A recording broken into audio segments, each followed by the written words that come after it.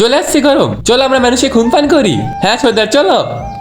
হ্যাঁ আবে তো মশারি লাগা রাখছে, আমরা খুন পান করবো কিভাবে? চিন্তা করো না সর্দার, এই তলোয়ার দিয়ে মশারি ছিঁড়ে ফেলবো, তারপর আমরা খুন পান করবো। ঠিক আছে যা। হ্যাঁ আবে এইটা কিভাবে হলো জানি না সর্দার, আমরা গেলে আমরা মরবো, চল অন্য জায়গায় যাই। হ্যাঁ এও তো মশারি লাগাইছে, যা এটা ছিঁড়ে আমাদের জন্য রাস্তা বানা। ঠিক আছে সর্দার।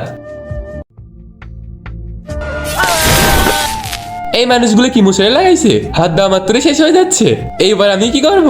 যাই মশারি ছিঁড়ে আমাদের জন্য রাস্তা বানা। না না আমি যাবো না, আমি গেলে আমি যদি শেষ হয়ে যাই তো? সর্দার আমার কাছে একটা বুদ্ধি আছে, আমি মশারি চালাই দিয়ে রাস্তা বানাইতেছি।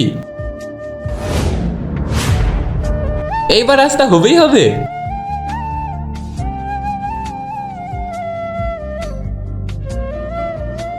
সাব্বাস মেরে লাল, চলে এবার আমরা খুন পান করি।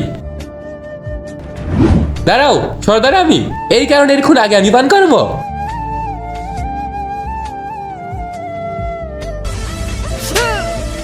বাহ কত মজার খুন, এত মিষ্টি করে আমি জীবনে পান করি নাই।